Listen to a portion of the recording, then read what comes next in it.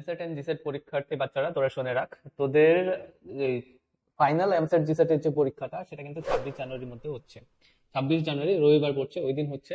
দেখ এক্সাম কিন্তু তোরা একটা জিনিস ভেবে দেখ, এক্সাম কিন্তু অনেক এক্সটার্নাল ফ্যাক্টরের উপর ডিপেন্ড করে, তাই বলে আমাদের পড়ার যে জিদটা সেটা কেন হারিয়ে যাবে? সেটা হারিয়ে গেলে হবে না, কারণ ন্যাশনাল লেভেলে এত ভীষণ পরিমাণে কম্পিটিশন চলে এসছে।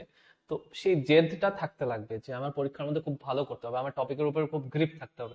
আচ্ছা যাই হোক, এই ফাইনাল এক্সামটা এবার এক্সাম্পলের রুলটা একটু শুনে রাখ, একটু রিস্ট্রাকচার করা হয়েছে তোদেরই সুবিধার জন্য। জিসেটের একটা পরীক্ষা হচ্ছে ওই দিন, এমসেটের একটা পরীক্ষা হচ্ছে। তো জিসেটের সিলেবাসটা কি থাকবে স্যার? সমস্ত সিলেবাস যা যা একদম প্রথম থেকে যে পরীক্ষাগুলি মাঝখানে একটা পড়লে ছিল ওই সিলেবাস গুলো ইনক্লুডেড থাকবে, সমস্ত ফুল সিলেবাস দিয়ে জিসেট। বেসিক্যালি তোদের এনসিআরটি যেটা 8, 9, 10 সবার যার যার ক্লাসে এনসিআরটির মধ্যে যেটা ফুল সিলেবাস ওইটাই জিসেটের ফুল সিলেবাস থাকবে। এমসেটও সেম, কিন্তু একটা ফুল সিলেবাস বেসড এমসেট পরীক্ষা হবে। তোরা তোদের মতো করে প্রিপেয়ার করে আয়, ঘাবড়ানো কিছু নেই বাবা। ট্যালেন্ট তুই এমসেটের মধ্যে ট্যালেন্ট তুই কতটা উপস্থিত বুদ্ধি আছে ওইটা অ্যাপ্লাই করবি, আর জিসেট তো তুই খুব সারা বছর কতটা পড়েছিস, তোরা কতটা পড়েছিস সেটার উপর ডিপেন্ড করবে। তো এখন কথা হচ্ছে, আগে যতগুলি পরীক্ষা দিয়েছিস এর মধ্যে থেকে তোর যেটা বেস্ট হয়েছে, যে পরীক্ষাটা আমরা দেখবো যে তোর কোন পেপারটা বেস্ট হয়েছে, ঠিক আছে? ওই পেপারটার মার্কস থেকে আমরা 50% ওয়েটেজ নেব।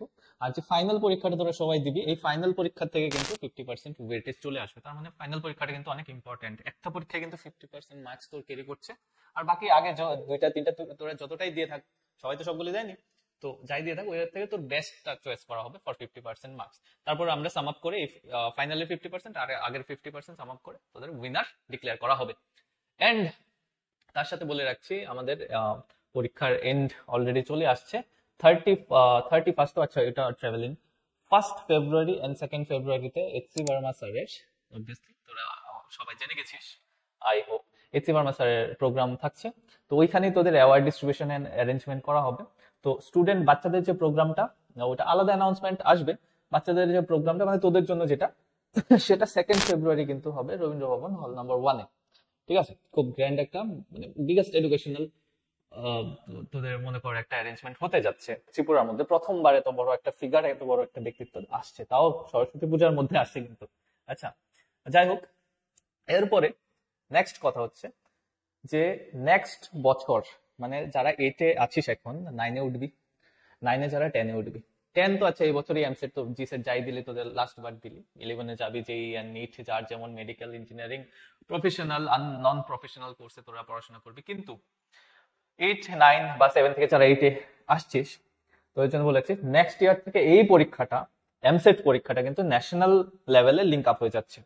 ঠিক আছে, অফিসিয়ালি লিঙ্ক আপ হয়ে যাচ্ছে। এন্ড ওইটা এই পরীক্ষাটা তোদের এই পরীক্ষাটা টোটালি ফ্রি অফ কস্ট হয়ে যাচ্ছে। ঠিক, টোটালি পরীক্ষার জন্য কোনো রেজিস্ট্রেশন ফি কিচ্ছু নেই, টোটালি ফ্রি অফ কস্ট চলে আসছে।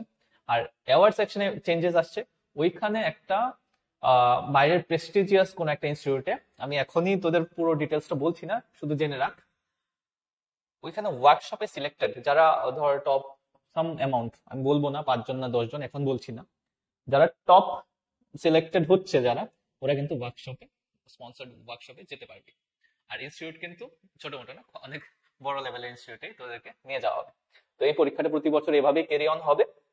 তো পড়াশোনা কর, আর 26 তারিখের পরীক্ষাটা সবাই অ্যাটেন্ড কর। ঠিক আছে, তুই প্রাইজ পেলি কি না পেলি সেটা বড় কথা না, কিন্তু পরীক্ষাটা অ্যাটেন্ড কর। নিজের মধ্যে আস্তে আস্তে সেই ক্ষুধাটা জাগা, পড়িয়ে কম্পিটিশনের মধ্যে নিজেকে উপরে উঠিয়ে আনা। ঠিক আছে, ওকে, বেস্ট অফ লাক।